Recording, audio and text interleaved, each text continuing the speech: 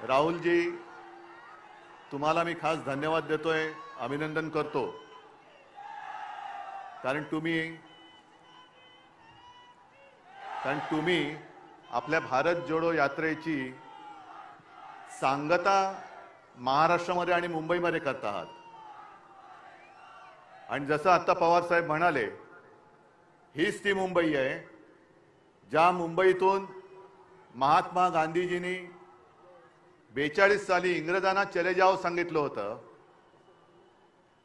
आज जी काही हुकुमशाही दिल्लीमध्ये आपल्याला लोकशाही मारण्यासाठी टपलेली आहे, तिला तडीपार करण्यासाठी आपण शिवाजी पार्क निवडलं, त्याच्याबद्दल मी तुम्हाला खास धन्यवाद देतो. खरं पाहिलं तर हा एक फुगा आहे, भाजपा एक फुगा आहे. आणि मला वाईट एका गोष्टीचं वाटतं की या फुग्यामध्ये हवा भरण्याचं काम आम्हीच केलं होतं. संपूर्ण देशात त्यांचे 2 खासदार होते, त्या फुग्यामध्ये आम्ही हवा भरली आणि त्यांच्या आता डोक्यामध्ये हवा गेली. काय त्यांची स्वप्न. मला सुद्धा विचारतात तुमच्या किती सीट्स येतील. त्यांना विचारलं ते म्हणतात 400 पार. काय फर्निचरचं दुकान आहे काय? खुर्च्या बनवताय म्हणजे काय 400 पार म्हणजे काय फर्निचरचं दुकान काढताय? पण ही लढाई तुम्ही पाहिला असाल, आज देशभरातून सगळ्या राज्यातून महत्त्वाचे नेते इथे आलेत. आणि आपल्याला असं वाटत असेल की ही परिस्थिती केवळ महाराष्ट्रामध्ये आहे, तसं नाहीये. काश्मीर पासून कन्याकुमारी पर्यंत ही परिस्थिती सगळी सारखीच आहे.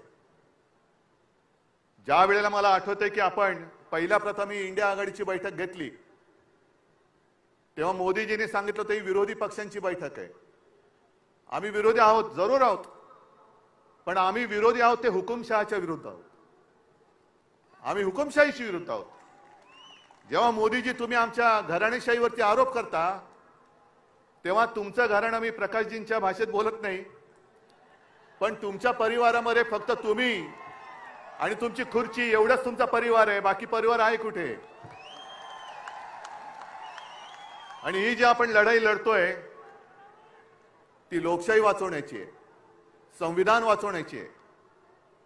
ज्या संविधानाबद्दल शिवसेना प्रमुख नेहमी सांगायचे की याची सुरुवात कोर्टापासून करा. कोर्टामध्ये ज्या वेळेला एखादा साक्ष द्यायला येतो किंवा कोर्टामध्ये एखादा काही स्टेटमेंट द्यायला येतो, तेव्हा जो येतो तो त्याच्या धर्मग्रंथावरती हात ठेवून शपथ घेतो. ते बाजूला करा आणि आपल्या देशाची जी घटना आहे डॉक्टर बाबासाहेब आंबेडकरांनी लिहिलेली, त्या घटनेवर हात ठेवून शपथ घ्या. हे त्या घटनेचं महत्व आहे. आणि यांना 400 पार त्याच्यासाठी पाहिजे, हे आता स्पष्ट झालेलं आहे. कारण त्यांचेच एक मंत्री, मला जर मी विसरलो नसेल तर आनंद कुमार हेगडे, तेच बोललेत की आम्हाला घटना बदलायची आहे म्हणून 400 पार करायचंय. तुम्ही किती जण बातम्या वाचता मला कल्पना नाही, पण काल मी एक लोकसत्तामध्ये बातमी वाचली, रशियामध्ये निवडणुका चालल्यात. पुतिन आणि त्यांच्या विरोधात कोण आहे? कोणीच नाहीये. कारण जे विरोधक होते एक तर तुरुंगात आहेत आणि बहुतेक सगळे देशाबाहेर त्यांनी तडीपार करून टाकलेले आहेत. लढायलाच कोणी नाहीये. पण दाखवतात कसं, मी बाबा लोकशाही मानतो, बघा मी निवडणूक घेतली, मला कोण समोर उभंच नाहीये तर मी काय करू?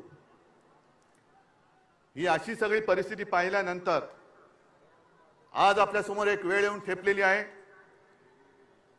जे मी नेहमी सांगतो की देश हाच माझा धर्म आणि देश वाचला तर आम्ही वाचू. आपली ओळख, व्यक्तीची ओळख ही देश असली पाहिजे.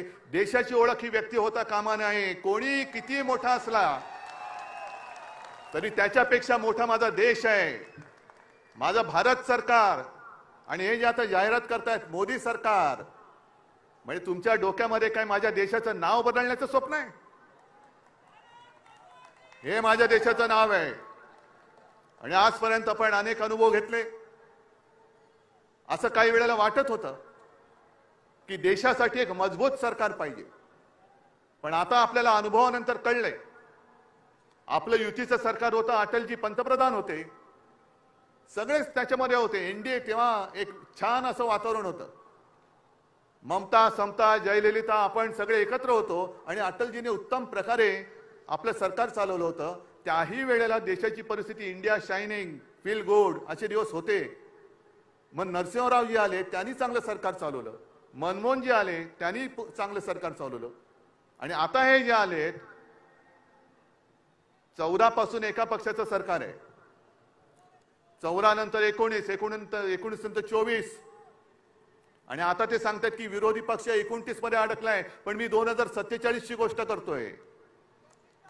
कोणी राज्यकर्ता अमरपट्टा घेऊन येत नाही. आणि या देशाच्या जनतेसमोर हुकुमशाही किती मोठा असला तरी ज्या वेळेला सगळे लोक एकवटतात तेव्हा हुकुमशहाचा अंत होतो.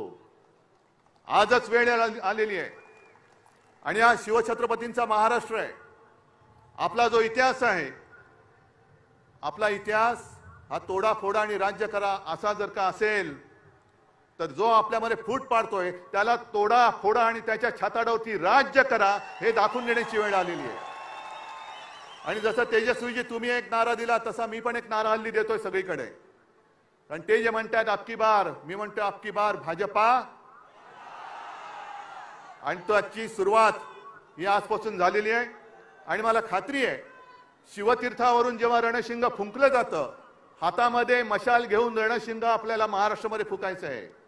आणि मुंबईतून एखादी गोष्ट जेव्हा बोलली जाते तेव्हा संपूर्ण देश त्या रस्त्यावरून चालतो, त्या वाटेवरून चालतो. म्हणून आपल्या लोकशाही रक्षणाची आजपासून ही लढाई सुरू होते. मी त्या हुकुमशहांना सांगतोय, तुम्हाला असं वाटत असेल की ज्यांना ज्यांना घाबरवून तुम्ही तुमच्या पक्षात घेताय ते म्हणजे देशाची जनता नाही. देशाची जनता ही माझ्या समोर बसलेली आहे आणि आमच्या सोबत आहे. आणि तुम्ही किती अत्याचार करण्याचा प्रयत्न करा, तुम्हाला तोडून मोडून टाकल्याशिवाय राहणार नाही. ही शपथ घेऊन आम्ही मैदानात उतरलेलो आहोत. आणि एकच नारा परत घेऊन अबकी बार भाजपा तडीपार, गावागावात जा आणि या हुकुमशाही राजवटीचा अंत करा एवढीच एक विनंती करतो आणि आपली रजा घेतो. जय हिंद, जय महाराष्ट्र.